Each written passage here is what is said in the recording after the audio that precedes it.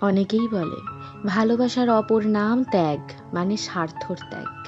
কিন্তু সব সময় কি ত্যাগ করা যায়? না, যায় না। কারণ যে মানুষটাকে ঘিরে এত স্বপ্ন বোনা, যার জন্য অনুভূতি জমানো, যাকে ঘিরেই জীবনের সুখের সংসার যাপনের আশা, তাকে তো ত্যাগের নামে আঘাত করতে পারি না। তবে ত্যাগ করার জন্যই কি এতদিন ধরে আবেগে সোহাগে ভালোবেসে যাওয়া?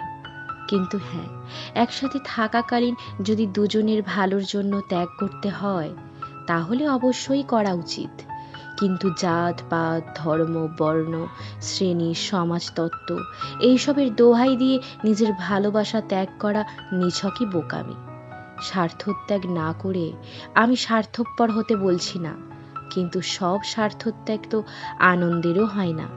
তাই বিবেক বোধ দিয়ে যাচাই করা উচিত কোনটা মঙ্গল আর কোনটা অমঙ্গল।